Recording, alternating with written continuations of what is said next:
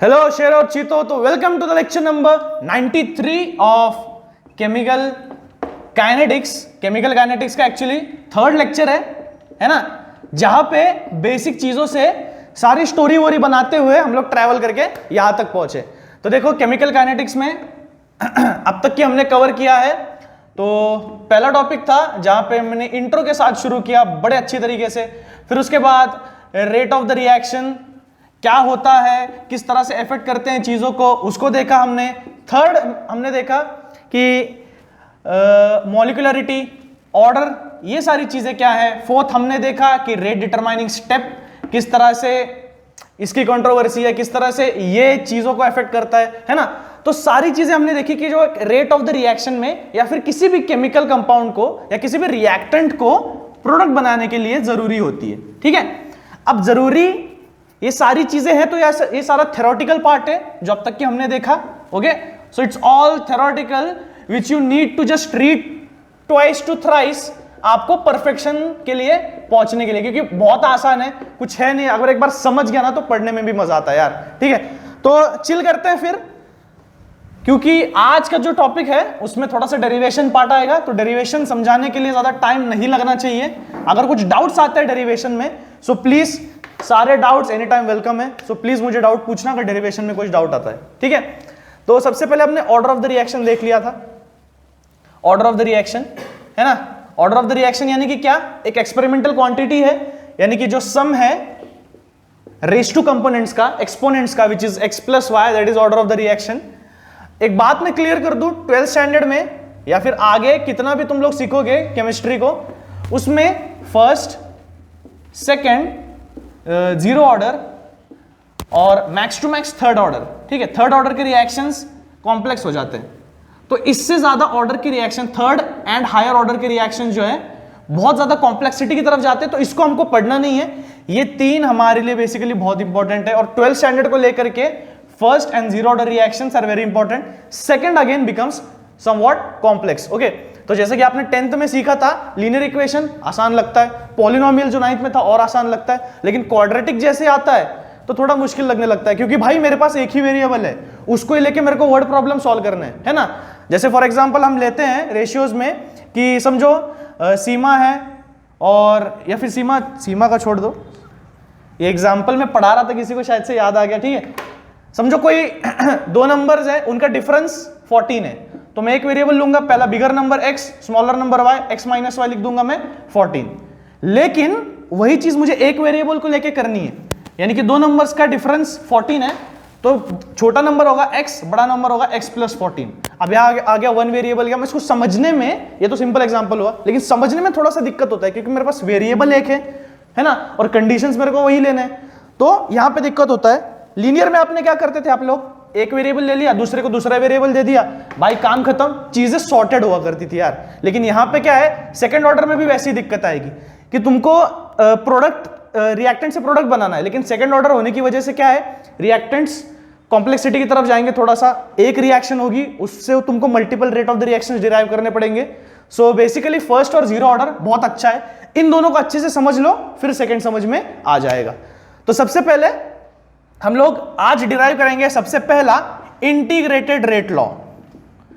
Integrated rate law, ठीक है। अब भाई साहब आज होने क्या वाला है मेरे शेरों, आज यार तुम्हारा भाई पहली बार ऑर्गेनाइज मैनर में लिखेगा, क्योंकि ये डेरिवेशन है। ठीक है, यहां पे दिक्कत नहीं होनी चाहिए, क्योंकि आज रहेगा सिस्टम ऑर्गेनाइज्ड। तो ठीक है, आज जो है चांदी है तुम लोगों की, ऑर्गेनाइज मैनर में रहेगा, जैसा का तैसा तुम लोग कॉपी कर सकते हो विदाउट एनी रिस्क कि कहां का क्या लिखा है। तो आधे घंटे बाद सर कोई बोर्ड दिखा दो, है ना, बिफोर आफ्टर तो समझ में नहीं आएगा पहला कौन सा लिखा था आखिरी कौन सा, ये होता है। तो आज ऑर्गेनाइज्ड वे में लिखेंगे हम लोग। तो चलो सबसे पहला integrated rate law. Okay, integrated rate law, तो एक ऑथेंटिक टीचर की तरह लेफ्ट साइड से शुरू करता हूं, फिर राइट साइड की तरफ जाता हूं बोर्ड पार्टीशन करके। ठीक है, इंटीग्रेटेड रेट लॉ में सबसे पहला हम लोग फर्स्ट ऑर्डर के लिए देख रहे हैं। किसके लिए, फर्स्ट ऑर्डर के लिए। थोड़े ग्राफ्स ऑफ देखेंगे अगर टाइम बच गया तो। ठीक है, तो फर्स्ट ऑर्डर के लिए शुरू करता हूं। समझो मेरे पास एक रिएक्शन है जहां पे A it gives products. Okay, it's a basic reaction in which A gives product. इसका रेट ऑफ द रिएक्शन किस तरह से लिख सकते हो, rate of reaction can be written as decrease of A with respect to time, which is concentration of A with respect to time, which is dA by dt. Okay, it's decreasing with time, so which is directly proportional to what? Concentration. But when equal to sign comes, तो again rate constant आ जाएगा K और ये concentration A, है ना? ऐसा था कुछ, तो ये अभी ऐसा हो गया, सही गलत, ठीक है? K रेट कांस्टेंट है, A कॉन्सेंट्रेशन है. अब डिक्रीज है, rate concentration of A decrease हो रहा है with time, so minus sign, ये तो मैंडेटरी है, आएगी. तो चलो, ये हो गया मेरा रेट ऑफ द रिएक्शन. सबसे important step, rate of the reaction आपको लिखने आना चाहिए, ठीक है? अगर सेकंड ऑर्डर होता तो स्क्वायर आ जाता है यहां पे, तो फिलहाल इसको छोड़ दो, ठीक है? और यहां पे थोड़ा थ्योरेटिकल पार्ट आप लोग लिख सकते हो. Let us consider a first order reaction in which A gives products, the concentration of A is decreasing with respect to time, therefore rate of the reaction will be dA by dt is equal to minus K concentration of A. तो इतनी theory आप लोग please लिख सकते हो मन से.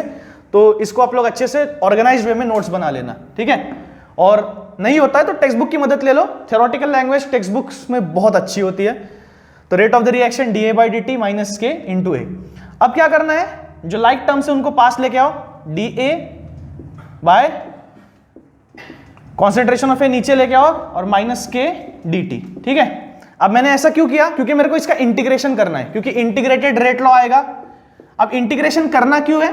क्योंकि ये जो है ये टिपिकल टर्म्स के लिए, यानी कि ग्राफ में है ना, इस तरह से अगर रेट डिक्रीज हो रहा है विद रिस्पेक्ट टू टाइम, तो अलग अलग जगह पे टेंजेंट्स बना करके मेरे को at respect to each and every time I have to find the rate of the reaction. Integrated way में अगर मैं लूंगा तो मेरे को पूरे कर्व का एक overall summation rate of the reaction मिलेगा, ठीक है ना? तो इस तरह से मुझे क्या करना है, इसलिए इंटीग्रेट करना है और एक ओवरऑल रेट रिएक्शन फाइंड करना है कि रेट लॉ ओवरऑल कैसा रहेगा पूरे रिएक्शन का.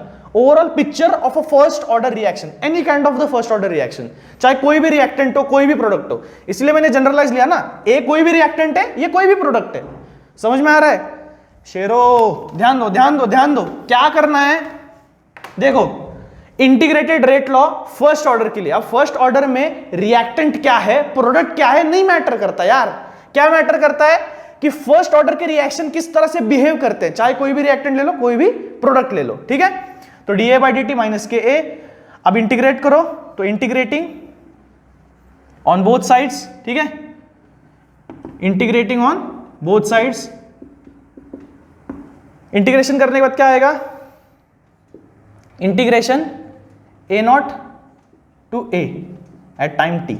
अब ये लिमिट्स मैंने लगा दी. इंटीग्रेशन कहां से कहां तक करना है? जब A की कॉन्सेंट्रेशन टाइम 0 पे थी, यानी कि at t is equal to 0, A की कॉन्सेंट्रेशन कितनी थी, है ना? A की कॉन्सेंट्रेशन कुछ ना कुछ वैल्यू थी, यानी कि फुल थी. टाइम t पे पहुंच गया, यानी कि अपने आखिरी मुकाम पे पहुंच गया, फिर A की कॉन्सेंट्रेशन कितनी हुई. ओके, तो ये है लिमिट्स मेरे. तो A नॉट टू AT, ठीक है? और इसके अंदर मेरा बैठेगा dA बाय कॉन्सेंट्रेशन A. इस साइड पे क्या आएगा? इंटीग्रेशन 0 टू t, है ना, माइनस K dt, यानी कि टाइम 0 से लेके t तक कितना हुआ. अब इसका इंटीग्रेशन क्या है आपको पता है बेसिकली.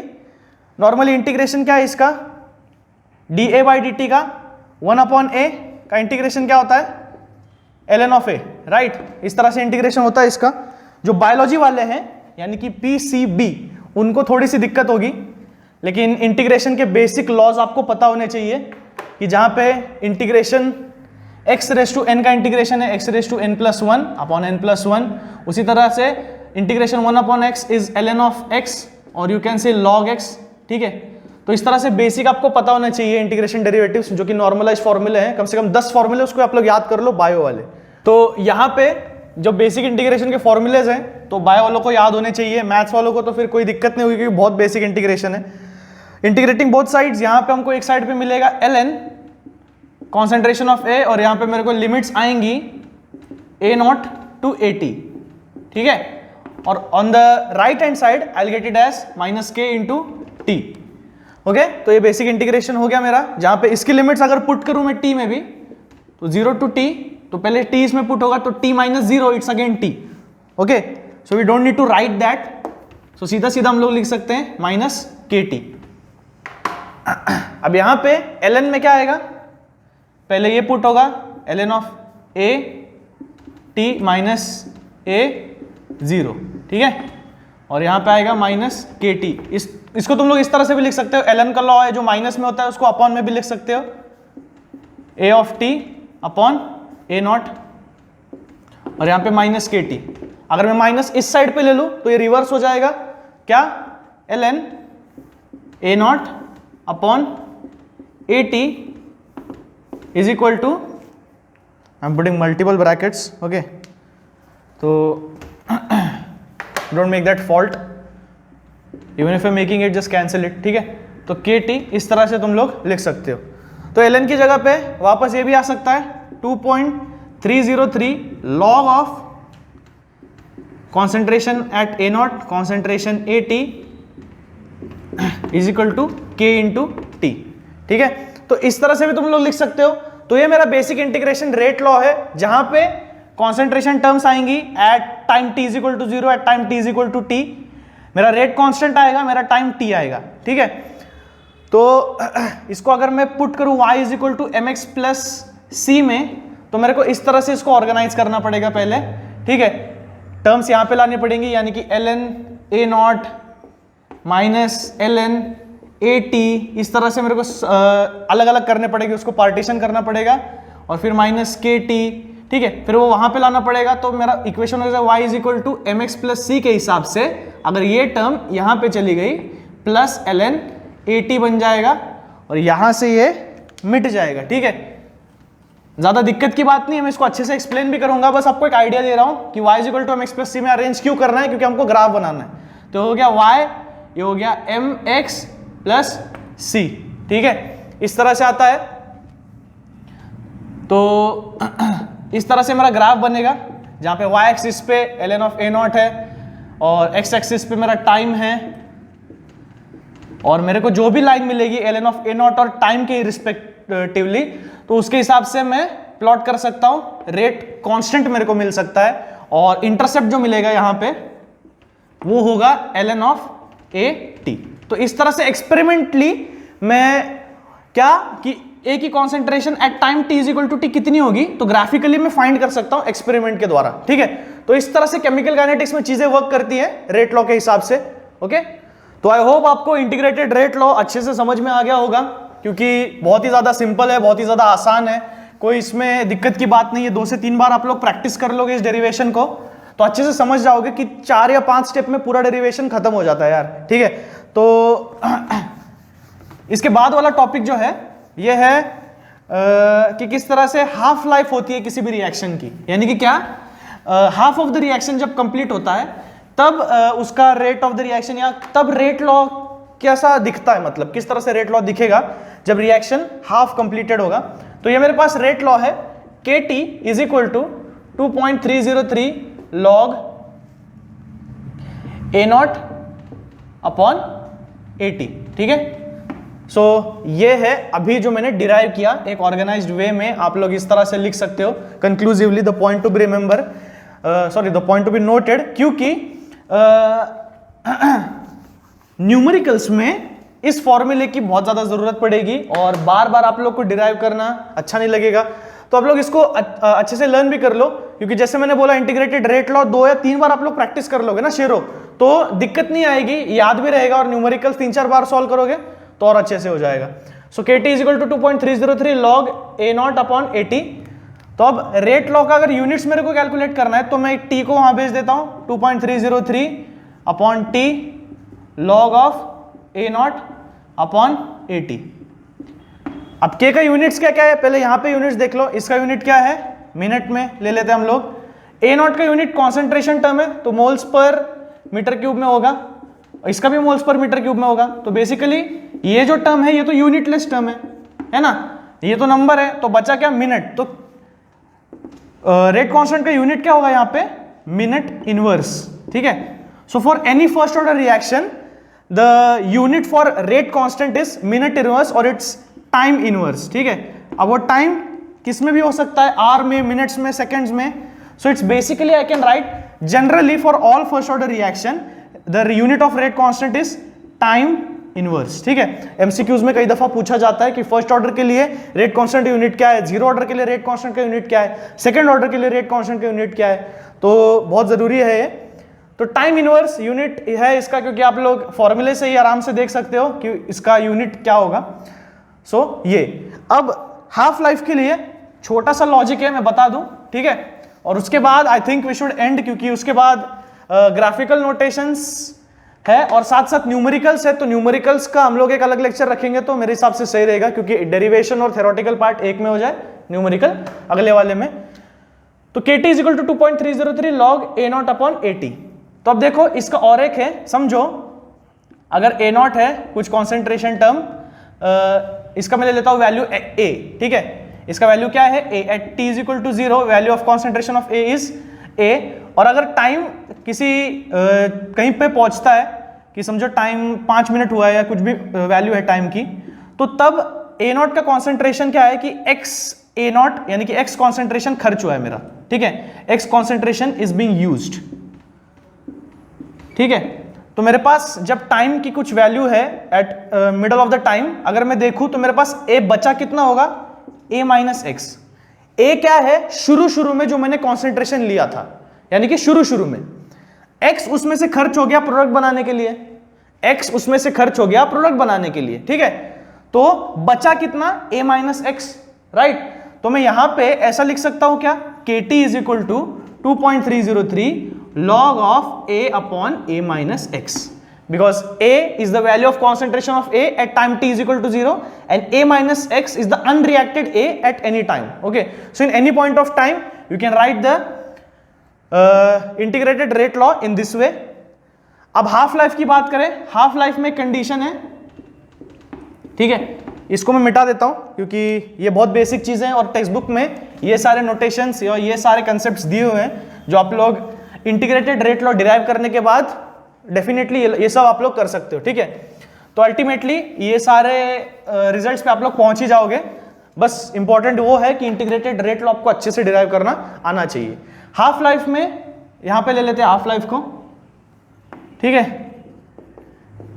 हाफ लाइफ में क्या करना है कि अगर टाइम अपने हाफ पे पहुंच गया, यानी कि रिएक्शन आधा खत्म हो चुका है, 50% कॉन्सेंट्रेशन ऑफ ए खत्म हो चुका है, 50% प्रोडक्ट्स बनाए, ठीक है, 50% मेरा प्रोडक्ट बना है और 50% ए यहां पे बचा है, 50% ए खर्च हो गया 50% प्रोडक्ट बनाने के लिए, यानी कि on the verge of stability है रिएक्शन, इक्विलिब्रियम पे नहीं है लेकिन आधा रिएक्शन तो कंप्लीट हो चुका है, पार्शियली स्टेबल हम लोग कह सकते हैं। तो अब इसमें क्या होता है, शुरू में मेरा A0 था, उसकी वैल्यू कुछ थी, अब जब A अपने टाइम पे पहुंचेगा, निर्धारित टाइम पे यानी कि आधे टाइम पे पहुंचेगा, यानी कि आधा कॉन्सेंट्रेशन खर्च हुआ होगा, तो मैं AT लिख सकता हूं हाफ ऑफ A0, इस तरह से लिख सकता हूं, क्योंकि मेरा आधा टाइम बीत चुका है। तो A मेरा A0 है, ठीक है, A0 यानी कि क्या, concentration initially at time t is equal to 0। अब टाइम मेरा आधा बीत चुका है, तो जो आधे टाइम पे मेरा कॉन्सेंट्रेशन होगा वो A0 के हाफ होगा ना, तो राइट, A0 इज हाफ। तो इसका अगर मैं एग्जांपल ले लूं, समझो यार A0 का कॉन्सेंट्रेशन है 1 मोल्स पर मीटर क्यूब, ठीक है, अब क्या होगा, ये टाइम इज इक्वल टू 0 है, अब पूरी रिएक्शन कंप्लीट होगी 10 मिनट पे, तो 5 मिनट पे मेरा टाइम क्या होगा, 5 मिनट पे मेरा कॉन्सेंट्रेशन क्या होगा, 0.5 मोल्स पर मीटर क्यूब, यानी कि क्या, ये है A0 और ये है AT। अब AT क्या है, साफ साफ नजर आ रहा है मेरे को, A0 का आधा है ना, और ये कब हो रहा है, at time t is equal to t half, right. तो t हाफ पे इसकी वैल्यू क्या है, A0 के आधी है ना, AT की वैल्यू। तो इसी तरह से आप लोग बेसिकली सब्स्टिट्यूट कर दो रेट लॉ में, ठीक है, रेट लॉ में सब्स्टिट्यूट कर दो, KT is equal to 2.303 log A0 upon AT। अब AT की जगह पे हाफ लाइफ के लिए कंडीशन, हाफ लाइफ के लिए यानी कि t is equal to t half होगा, तो मैं A0 की जगह पे क्या, सॉरी AT की जगह पे A0 अपॉन 2 डाल सकता हूं, ठीक है। तो ये सारी चीजें सब्स्टिट्यूट कर दो उसमें, के t half is equal to 2.303 log A0 और AT की जगह पे A0 upon 2, A0 cancel, 1 upon 2, where 2 goes upward, it gets inverted, so it will be k t half 2.303 log of 2, ठीक है। तो log 2 बेसिकली मैं लिख सकता हूं 0.3010, ओके। अब इसका प्रोडक्ट ले लो, k into T half is equal to 2.303 into 0.3010, product क्या आएगा इसका 0.693, और ये आएगा टी हाफ अपॉन के। तो ये मेरा बेसिक इंटीग्रेटेड रेट लॉ का रिड्यूस फॉर्म आ जाता है हाफ लाइफ के लिए, यानी कि जब किसी भी रिएक्शन का हाफ लाइफ मेरे को कैलकुलेट करना है कि आधा टाइम कब है, कितना है, यानी कि आधा रिएक्शन कब कंप्लीट होगा, ये अगर मेरे को फाइंड आउट करना है तो मैं सिमिलरली मेरे को सिर्फ वैल्यू चाहिए रेट कांस्टेंट की। मात्र रेट कांस्टेंट की वैल्यू से मैं पता कर सकता हूं किसी भी फर्स्ट ऑर्डर के रिएक्शन के लिए कि आधी रिएक्शन कब कंप्लीट होगी, किस पॉइंट ऑफ टाइम पे कंप्लीट होगी, ओके। सो ये बेसिक मेरा ओवरऑल हाफ लाइफ का डेरिवेशन है जो मेरे को यहां से याद आता है। बेसिकली आपको स्टार्ट करना है इंटीग्रेटेड रेट लॉ से, AT की जगह पे A0/2 डालना है, T की जगह पे टी हाफ लिखना है, चीजों को कैंसिल करना है, नंबर्स को मल्टीप्लाई करना है और एक एंड में कंक्लूजन पे पहुंचना है, ठीक है। जहां पे आप लिख सकते हो कि सिर्फ अगर किसी भी फर्स्ट ऑर्डर रिएक्शन के लिए मेरे को टाइम की वैल्यू जाननी है कि मेरा आधा रिएक्शन कब कंप्लीट होगा, तब मेरे को सिर्फ रेट कांस्टेंट की जरूरत है, उससे मैं 0.693 को डिवाइड करूंगा तो मेरा आंसर आ जाएगा इन मिनट्स और hour, whatever your reaction domain is, okay. तो ये पूरा का पूरा हो गया मेरा हाफ लाइफ और इंटीग्रेटेड रेट लॉ से संबंधित सारा थ्योरेटिकल डेरिवेशन। अब इसके ऊपर न्यूमेरिकल्स बहुत ही इंटरेस्टिंग आते हैं, बहुत मजा आएगा, जो हम अगले लेक्चर में लेंगे, लेक्चर नंबर 94 में, ठीक है। तो उससे पहले कुछ बातें बता दूं मैं जो कि बहुत ज्यादा जरूरी है। अब पहली बात, केमिकल काइनेटिक्स का जो आज का टॉपिक था उसके लिए रीडिंग बहुत ज्यादा जरूरी है शेरो। तो रीडिंग आपको करना है यार, चीतों की तरह अच्छे से जल्दी जल्दी दौड़ना है और पूरा चैप्टर को रिवाइज करना है स्टार्टिंग से लेके एंड तक। तो संडे है, नजदीक आ रहा है संडे, संडे को बैठो वीकेंड पे लेकर के, सुबह से बैठो और दोपहर तक उठो मत, जब तक खाने का टाइम नहीं हो जाता तब तक खाओ ही मत, मैं तो बोलता हूं, ठीक है, जब तक हो नहीं जाता पूरा चैप्टर का रिवीजन अच्छे से। रिवाइज नहीं किया है तो शुरू से लेके रीड करो, क्योंकि केमिकल काइनेटिक्स में ना अगर थ्योरेटिकल चीजों को रीड नहीं करोगे ना तो आगे जाके डाउट्स क्रिएट होंगे।